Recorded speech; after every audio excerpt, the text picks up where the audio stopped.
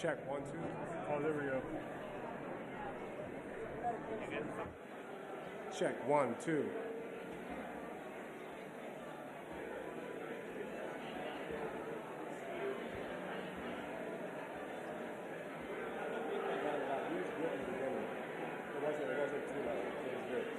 Check 1, 2. Check 1, 2. Is this the name? Gotcha. Gotcha. Well, let's just focus on the main mic right now. As long as the main mic is good, we're good. Let me check again. Audio check 1, 2, 1, 2. Audio check 1, 2. Hey, hey. I got you. I'm gonna do your dance from up here.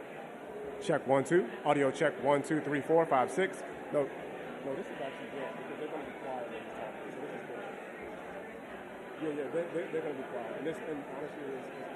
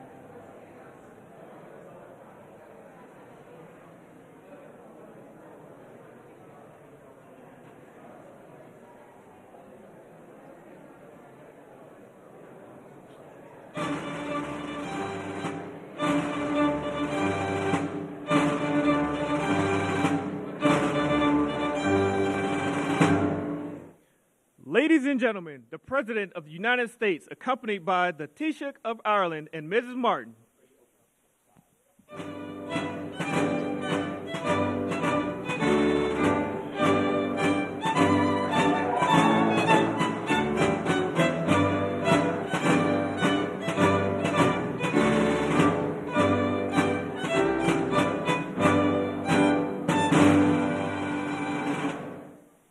Well, thank you very much. It's a great honor. Great people. A lot of Irish friends right there. A lot of very, very good Irish friends. But thank you all for being here. Even though it's still a few days away, I want to be the first to wish each and every one of you a very happy St. Patrick's Day. It's a big day. And as a lifelong New Yorker, nobody knows the Irish better than me. I know too much about the Irish.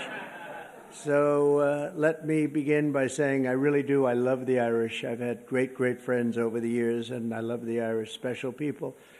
And I've been to Ireland many times. I have a lot of property in Ireland, actually, and it does very well, so I like it. If it didn't do well, I wouldn't like it. But I'm always struck by the awesome beauty of the Emerald Isle and the strength and warmth and grit and grace of the Irish people.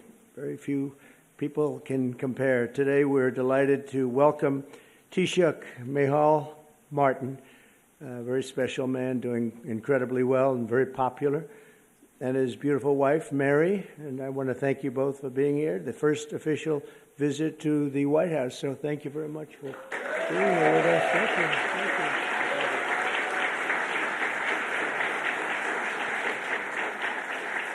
I also want to extend a special welcome to Ireland's ambassador to the United States, Geraldine Boom. And you, where are you, Geraldine? Here you are, Geraldine Byrne Nason. And you're going to be working with this gentleman right here. He's a very great golfer, one of the best golfers that you'll ever see. He'll be playing golf all day long. He'll take clients out to play golf, but he's won many, many club championships. And Ed Walsh, congratulations. Great, great. Going to be great. We're grateful also to be joined by the members and many members of our cabinet, proud Irish Americans, Sean Duffy and Robert F. Kennedy Jr. Where's Robert F. and Sean? Hi, Bobby. I knew that, let's see, Duffy we knew and Kennedy we knew. Some of you I wasn't as sure. Pam Bondi, I don't know. Are you Irish? Are you Irish? With that name, I can't figure that out. She's doing a hell of a job, I'll tell you. That Attorney General Pam Bondi, Secretary of Energy. Secretary of Energy, Chris Wright. And you're doing a good job. You see the oil is going down. It's going down. $65 a barrel today. You're doing better than I even thought, because everything else is going to be coming down with it. All those expensive goods that you had to suffer with for 4 years are all coming down. Energy leads the way. Thank you. Good job you're doing with our friend, right? HUD Secretary Scott Turner. You're not Irish, Scott. Where's Scott? Give me a break, Scott. You know, I want to be politically correct and not mention it, but I'm going to say, how much Irish do you have in you, Sean? I don't know. He said 0. That's right. Secretary of Veterans Affairs, Doug Collins. Doug, thank you, Doug. You're Irish. EPA Administrator Lee Zeldin. He's one of the most important guys. He's going to get those approvals. A nuclear power plant will take less than 2 weeks to get approved, right, Lee? They used to take 15 years. We're going to do it in a couple of weeks. U.S. Trade Representatives Jameson Greer. Where are you, Jameson? Jameson Greer. Thank you, Jameson. And I also, there's a very special man here that I've been watching a long time. One of the greatest dancers ever in the world. Michael Flatley is around here someplace. There's nobody like this guy. Great, Michael. I've watched him, Radio City. I've watched you a lot, Michael. His feet, the way they moved. I don't know how the hell you do it. Can you still dance like that, or is Father Time caught up? You know, Father Time has never lost. You know that, right? But you're doing great. You look fantastic. Also with us are Representatives John McGuire. John, hi, John. Good. Bill Heisinger. Bill, thank you. Ronnie Jackson, Doc Ronnie as I call him, even though he's a congressman. Special guy. John Joyce. John. Thank you, John. David Joyce. David. Thank you. And Guy Resenshathaler. You know that Resenshathaler. That's actually the way you pronounce it, you know. Nobody else gets it right. I got it right, but it's a hell of a name. And despite that, he's very successful at what he does, which is politics. And he's a great guy. Thank you, Guy. We have come together to this beautiful White House this evening for the annual Shamrock Ceremony, a living symbol of the long and unique friendship between Americans and the Irish. And we're always going to have that friendship, just like we have a great friendship. We'll always have that very special friendship. This wonderful tradition dates back to 1952 when the first Irish ambassador to the United States sent President Truman a box of shamrocks as a gesture of goodwill. You hear that, Walsh? The first. You're not the first. I don't know what you are. What number are you? Do you have any idea? It's been a long time, right? Let's see. I could figure it out pretty easily. The bond between our nations as the old America itself, and it is as old as our country. So many Irish volunteers risked their lives in the American Revolution, and George Washington described Ireland as, quote, the friend of my country in my country's most friendless day, meaning Ireland stuck with us when we were not doing so well, when it was looking pretty bad. Irish heritage gave us the boldness of Andrew Jackson. I didn't know Andrew Jackson was Irish. The brilliance of F. Scott Fitzgerald, Henry Ford, and Walt Disney, and the leadership of the late, great President Ronald Reagan.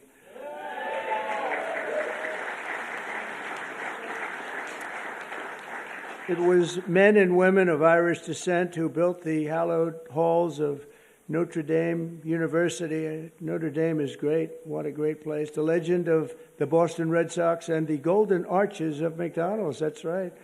Today, 1 in every 10 Americans trace their roots back to the old country. We're discussing we have 5 million people living in Ireland, but we have 35 million people living here, right, of Irish descent. That's a pretty interesting statistic. I'm looking at all these great dancers over here. You are very beautiful. Are you all great dancers, right? Look at that. Young, great dancers. Wow. That's great. Did you perform for the group before? Because I heard somebody was doing really fantastic. They said these people are fantastic. I didn't get to see you. Do you want to do it again? Okay, well, we might have them do it again. I heard you did a fantastic job. Thank you. As we celebrate Irish American Heritage Month, we're grateful to be joined by hundreds of these proud patriots right here today. And I know them from personal experience that many of the people that we have here, they're just fierce. They have fierce Irish flame. We call it, you never give up. You never, ever give up. Oh, I even see Don. Hello, Don. You are definitely Irish, Don McGann. You are definitely an Irishman. There's no question about that. But you never give up. We will never give up ever, right? For the young ones, ever. Because you never know what's going to happen, you know? Just a little bit more effort and you get there. Look at what happened to me. A lot of people said this was not a possibility. They said that was going to be a tough race, and we won in a landslide, and let's keep it that way, right? And we're having a great time bringing our country back and bringing it back at a level that people had no idea was going to take place this rapidly, this quickly. And a lot of our great people that are secretaries and the people working in the administration are here, and they're doing a fantastic job. So I want to thank all of you. 5 blocks east of where we are today, that spirit once helped save the very heart of the city's Irish American community. You all know about it. During the War of 1812, British forces rampaged through the streets of Washington, burning every building in their path. Every single building was being burned down. Almost every one fled, but not Father William Matthews of St. Patrick's Church, which was built to serve the Irish workers who came to build the Capitol and the White House. They were building the White House, and they formed a great bond. And they were doing the pretty important buildings, the White House and the Capitol. I would say that's about as good as it gets. As the fire spread, the priest in the group of his parishioners said that we're just going to have to barricade ourselves in. We're going to have to do something because it's really bad. It's really dangerous in here. And inside the church, they climbed to the roof, armed with only buckets of water. That's the only thing they had. And the other thing they had was faith in God. They had a big faith in God. They said, God will never do this to us. Risking their lives, they defended the church. And more than 2 centuries later, St. Patrick still stands as a beautiful testament to their incredible resolve and bravery. And the patron saint of the Emerald Isle, and that's what it is, St. Patrick. So we have St. Patrick's Day, and we remember their courage, and we honor the bravery of countless Irish Americans who have kept our country safe, strong, prosperous, and free. And I made a little talk with my friend right behind me before at the Capitol, and they gave me one statistic that they don't have here. I thought it was an amazing statistic. 50% of the people that won the Congressional Medal of Honor were Irish. Can you imagine? And I want to check on that, because that sounds to me, it's just that. I want to, Pam, would you please have that investigated? Because how is that possible? Seriously, how is that possible? I was very surprised to see that, Mary. Would you agree that that's possible? With the Irish, anything? With the Irish? No, think of it. The Congressional Medal of Honor is the highest award you can get in this country.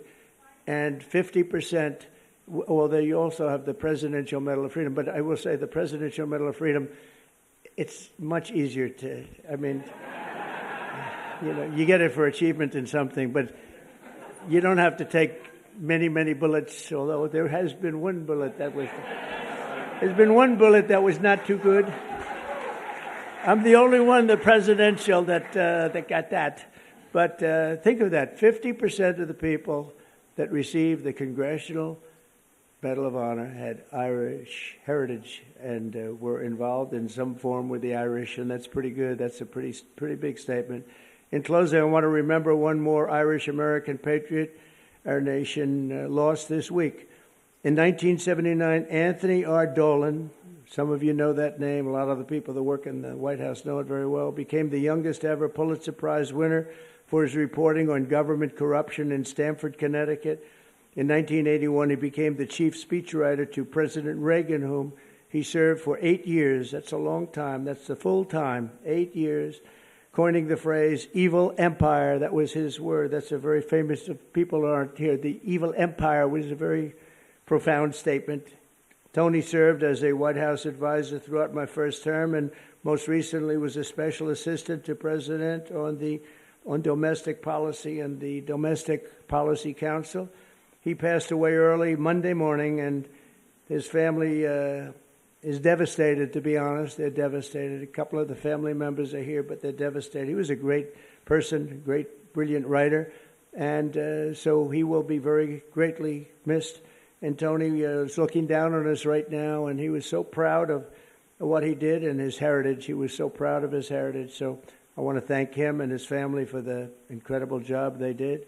Once again, let me wish everyone a very happy St. Patrick's Day. And with that, I would like to ask Taoiseach Martin to say a few words. He's a very, very special man in Ireland. As you probably know, he's a very popular guy, which is not easy in Ireland. And it's an honor to have both Mary and Michael here with us, because we really, we've gotten to know each other very well, and they're great people. Thank you very much, everybody.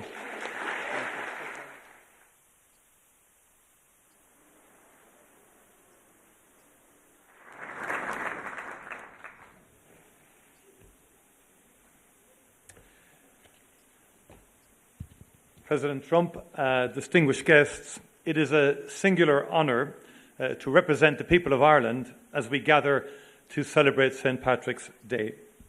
The time-honoured tradition of the Shamrock Bowl ceremony is an important moment to reflect upon the relationship between our two countries. Mr. President, as you said on an earlier St. Patrick's Day, and I quote, "Through trial and triumph, ups and downs, thick and thin, the extraordinary Irish people have stood by America's side, and America will always stand by theirs." Our peoples have stood side by side for a long time. And next year, the United States marks the 250th anniversary of the Declaration of Independence.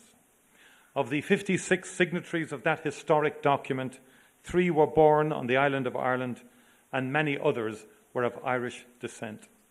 Since then, Irish America has been at the heart of shaping this great nation.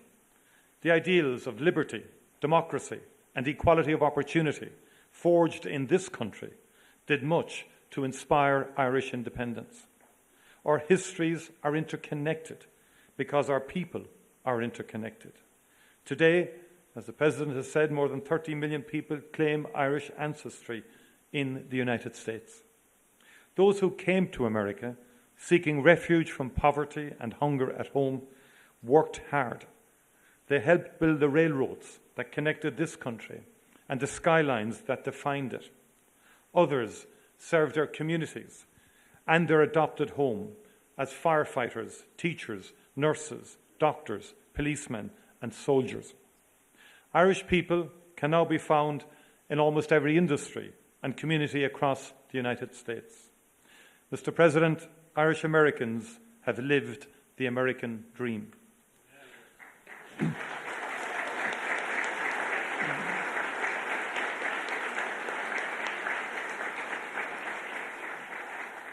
I saw that for myself earlier this week in the great state of Texas, where I met Governor Greg Abbott, attended South by Southwest, and learned about exciting economic opportunities that abound in the Lone Star State. I met with Texan-based companies using Ireland as a gateway into the European market, as well as the Irish companies investing in and buying from Texas. All across the United States, men and women go to work every morning in Irish-owned companies. These companies play a key role in the US economy, operating in every sector, in every state. Some of your great American manufacturing companies count Irish buyers as their top client, with order books worth many billions of dollars supporting the jobs of thousands of fantastic American workers. Ireland is now in the top 10 as a source of foreign direct investment in the United States. Not bad for a small island.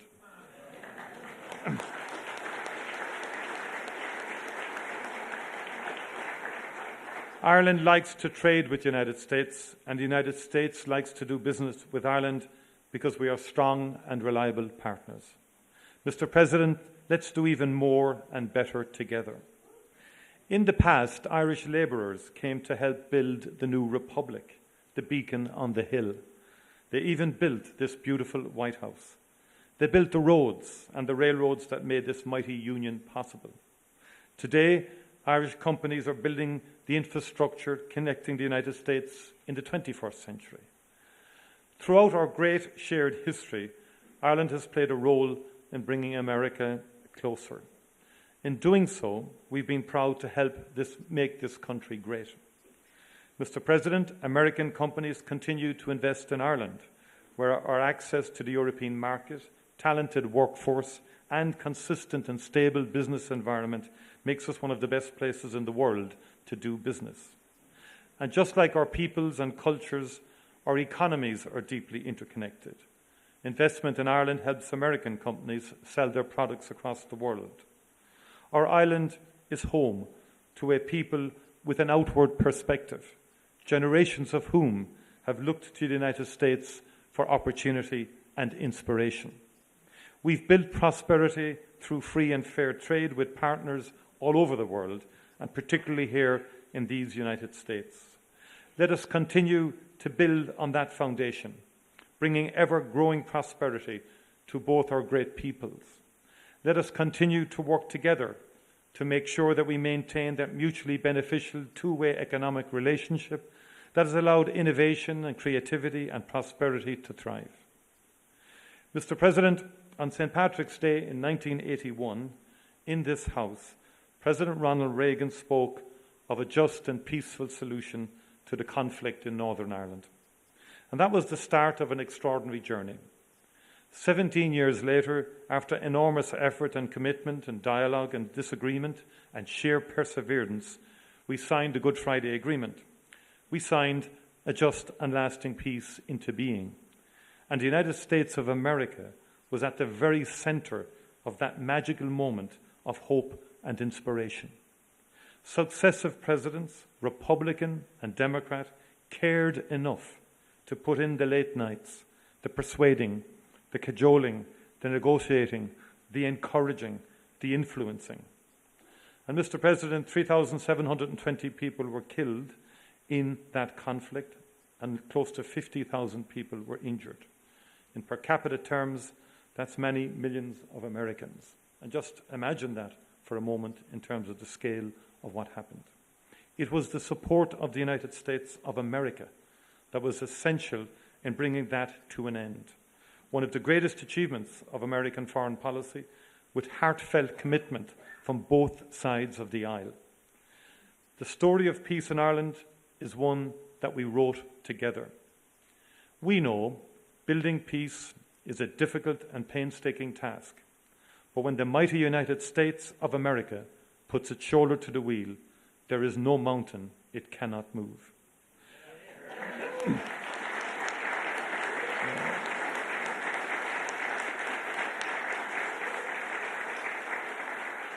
Mr. President, I welcome the unrelenting focus and energy you have brought to the search for peace in Ukraine and in the Middle East since your first days in office.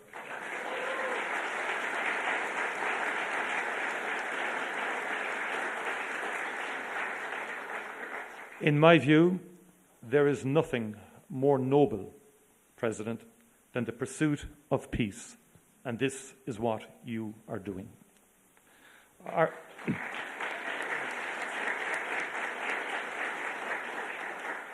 Ireland is ready to work with you and our international partners to end conflict and especially to bring just, lasting and sustainable peace to the people of Ukraine and the people of the Middle East. Conflict and war hurt the most vulnerable. Too many children in particular have died in Gaza, in Israel, in Sudan, and too many children have been abducted in Ukraine. Let us together never cease to strive for peace, prosperity and opportunity for all the world's children. That would be an extraordinary achievement for the transatlantic relationship and an extraordinary legacy for the ages. Mr. President, County Clare is one of the most beautiful places on this earth. And Doonbeg is one of its finest jewels. One of Ireland's finest poets, and we've had a few, as you know, wrote of the beauty of County Clare along the flaggy shore in September or October, when the wind and the light are working off each other.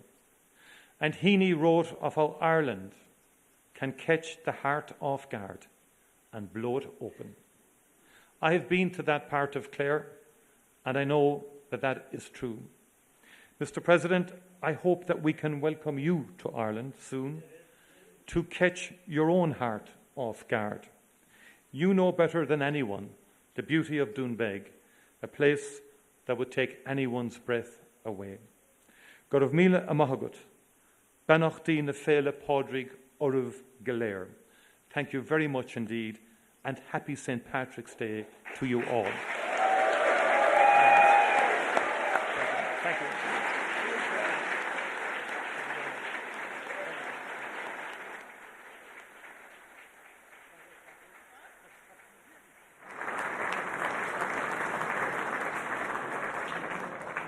Time-honoured tradition, I'm going to present a bowl of shamrock to President Trump.